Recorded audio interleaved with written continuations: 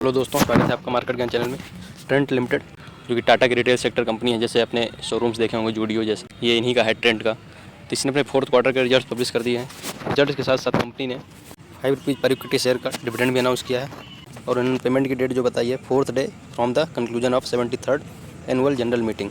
जो इनकी 73rd annual general meeting होने वाली है उसके 4 दिन के बाद ही ये जो डिविडेंड है इसका अमाउंट आपके अकाउंट में क्रेडिट कर दिया जाएगा। कंपनी के रिजल्ट्स को देखें तो टोटल इनकम प्रेजेंट क्वार्टर में 4,203 करोड़ की है, जबकि लास्ट क्वार्टर में जो कंपनी की इनकम थी 4,585 करोड़। तो क्वार्टरली बेसिस पे यहाँ पे कंपनी की जो इनकम है उसमें 9% के आसपास का डिक्रीज देखा गया है। जबकि इसको कंपेयर करें लास्ट ईयर सेम क्वार्टर से तो वहाँ कंपनी की इनकम 3,260 करोड़ की थी।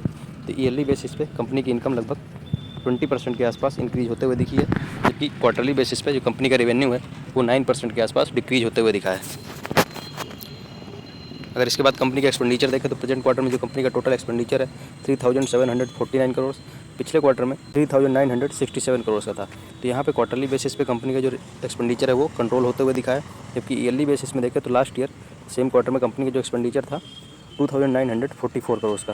तो ईयरली बेसिस पे कंपनी का जो एक्सपेंडिचर है वो इंक्रीज हुआ है, बट क्वार्टरली बेसिस पे कंपनी के एक्सपेंडिचर कंट्रोल होते हुए दिखे हैं।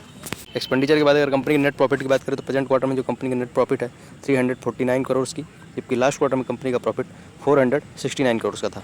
यहाँ क्वार्टरली बेसिस पे अगर देखा जाए तो कंपनी के प्रॉफिट में लगभग 23% के आसपास का डिक्रीज देखा गया है। जबकि इसको अगर कंपेयर करें लास्ट ईयर सेम क्वार्टर से तो वहाँ कंपनी का प्रॉफिट था 654 करोड़। तो यहाँ भी ईयरली बेसिस में भी कंपनी का जो प्रॉफिट है उसमें डिक्रीज देखने को मिला है और ये डिक्रीज लगभग 50% के आसपास का है। मतलब कंपनी का जो प्रॉफिट है उसमें बहुत ही ज़्यादा गिरावट देखने को मिली है क्वार्टरली और ईयरली बेसिस दोनों में।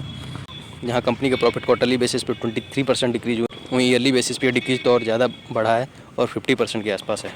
इसके बाद अगर कंपनी के ईपीएस की बात की जाए तो प्रेजेंट क्वार्टर में कंपनी का ईपीएस 9.84 का है, जबकि लास्ट क्वार्टर में कंपनी का ईपीएस था 13.20। तो जैसे प्रॉफिट क्वार्टरली और ईयरली बेसिस दोनों में डिक्रीज हुआ है, वैसे ही कंपनी का जो ईपीएस है वो भी क्वार्टरली बेसिस पर डिक्रीज हुआ है और ईयरली बेसिस पे भी लास्ट ईयर में 18.41 था, अभी डिक्रीज होकर हाफ हो गया है, मतलब लगभग 50% के आसपास का फॉल है। जैसा कि प्रॉफिट में ट्रेंड देखा गया है, कंपनी के ईपीएस भी सेम पैटर्न फॉलो करते हुए दिखे हैं। रिजल्ट्स के बाद अगर कंपनी के शेयर होल्डिंग पैटर्न को देखा जाए तो प्रमोटर्स की शेयर होल्डिंग में यहाँ कोई चेंजेस नहीं है क्वार्टरली बेसिस पे। लास्ट क्वार्टर में भी प्रमोटर्स की शेयर होल्डिंग 37.01% की थी और प्रेजेंट क्वार्टर में भी सेम 37.01% ही प्रमोटर्स की शेयर होल्डिंग है। अगर इसके बाद एफआईआई की शेयर होल्डिंग देखें तो यहाँ क्वार्टरली बेसिस पर डिक्रीज देखने को मिला है। लास्ट क्वार्टर में एफआईआई की शेयर होल्डिंग 21.68% थी, जो अभी डिक्रीज होकर 19.65% हो गई है। इसके बाद अगर डीआईएच की शेयर होल्डिंग देखें तो यहाँ क्वार्टरली बेसिस पे इंक्रीज देखने को मिल रहा है। लास्ट क्वार्टर में डीआईएच की शेयर होल्डिंग 15.25% थी, अभी इंक्रीज होकर 17.20% हो गई है।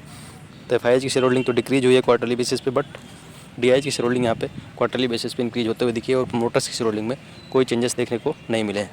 कंपनी ने भले ही डिविडेंड अनाउंस किया ₹5 पर इक्विटी शेयर का, बट जो क्वार्टरली रिजल्ट्स रहे हैं ट्रेंड के वो कुछ खास नहीं रहे हैं और बहुत ज़्यादा गिरावट देखने को मिला है ईयरली बेसिस पे कंपनी के प्रॉफिट में।